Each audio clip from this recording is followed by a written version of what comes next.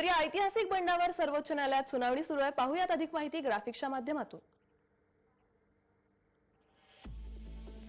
उच्च न्यायालयात का गेला नाही असा सवाल सर्वोच्च न्यायालयाने केलाय। विधानसभा उपाध्यक्षांसमोर मुद्दे का मांडले नाहीत। सर्वोच्च न्यायालयाकडून विधानसभा उपाध्यक्षांना नोटीस देण्यात आल्या, तर उपाध्यक्षांनी कागदपत्रांची पूर्तता करावी असं सांगण्यात आलंय। ईमेलची पडताळणी कशी करावी, बंडावर केंद्र सरकारलाही नोटीस पाठवली आहे।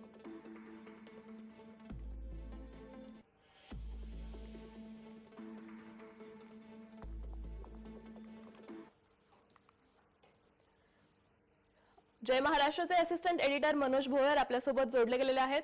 मनोज सर, काय अधिक माहिती द्याल? उच्च न्यायालयात सुनावणी सुरू आहे।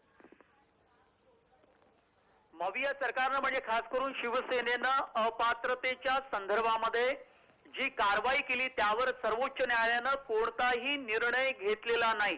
अर्थात आधी कागदपत्रांच्या आधारे, ॲफिडेव्हिटच्या आधारे शिवसेनेची बाजू म्हणजे खास करून मविया सरकारची बाजू जोपर्यंत कोर्टासमोर सर्वोच्च न्यायालयासमोर येत नाही तोपर्यंत हा निर्णय लागणार नाही।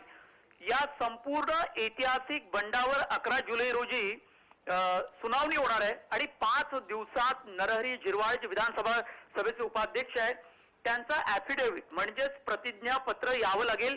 या संपूर्ण अपात्रतेच्या संदर्भातली जी काही कागदपत्र आहे ती सर्वोच्च न्यायालयामध्ये दाखल झाल्यानंतर आणि ती न्यायमूर्तींच्या समोर आल्यानंतर आणि त्याचा संपूर्ण अभ्यास केल्यानंतर 11 जुलै रोजी हे संपूर्ण प्रकरण नव्यानं सुनावणीस येणार आहे।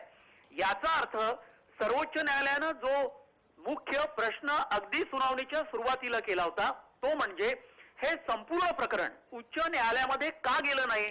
विधानसभा उपाध्यक्षांसमोर तुमच्या तक्रारी किंवा तुमचे सगळे प्रश्न मांडले का गेले नाही, हे दोन अत्यंत महत्त्वाचे मुद्दे होते। हे दोन महत्त्वाचे मुद्दे सर्वोच्च न्यायालयानं मांडल्यानंतर एक विरामाची वेळ होती। दोन्ही न्यायमूर्तींनी आपसात या विरामाच्या वेळेमध्ये चर्चा केली, आपसात संवाद साधला। अनेक राज्याचे महत्त्वाचे निर्णय या संदर्भातले आहे। वेगवेगळ्या राज्यामध्ये असे राजकीय पेचप्रसंग उभे ठाकले आहेत।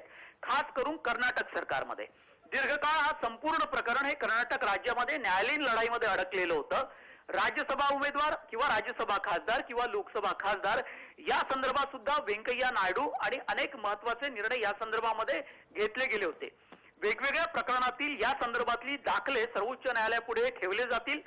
दोन महत्त्वाच्या बाबी मात्र अधोरेखित केल्या गेल्या। एक म्हणजे अभिषेक मनु सिंघवी यांनी शिवसेनेकडून बाजू लढवली, तर विधिज्ञ हरीश साळवे आणि कौल हे ज्येष्ठ वकील आहेत त्यांनी शिंदे गटाकडनं आपली सगळे आर्ग्युमेंट, सर्व युक्तिवाद हे सर्वोच्च न्यायालयामध्ये मांडले आहेत। सर्वोच्च न्यायालयानं काही बाबतीमध्ये मात्र प्रश्न उपस्थित केलेले आहेत।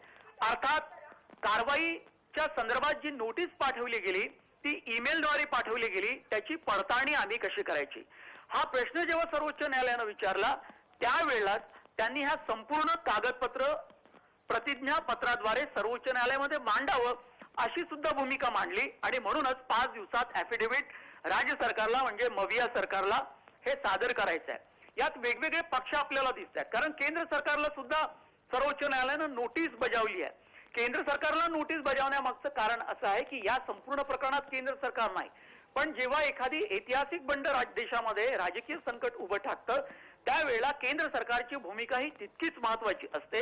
याचं कारण असं की राजकीय समजा गुंता वाढला, राजकीय संकट समजा वाढलं तर त्यावेळेला राज्यपाल या सगळ्या पेच प्रसंगामध्ये एक वेगळी भूमिका ही राष्ट्रपतींकडे पाठवू शकते किंवा ती समजावून सांगू शकते, कारण या सगळ्या पेच प्रसंगामध्ये राज्यामध्ये एक राजकीय अस्थिरता उभी ठाकली आहे। त्या राजकीय अस्थिरतेच्या संदर्भात राज्यपालांना सुद्धा राष्ट्रपतींना काही माहिती कळवावी लागते आणि केंद्र सरकारची भूमिका त्या संदर्भात अत्यंत महत्त्वाची ठरते आणि म्हणून सर्वोच्च न्यायालयाच्या या नोटीसीनंतर केंद्र सरकारला आपली भूमिका सुद्धा ही सर्वोच्च न्यायालयामध्ये मांडावी लागेल। धन्यवाद मनोज सर, तुम्ही दिलेल्या या माहितीबद्दल।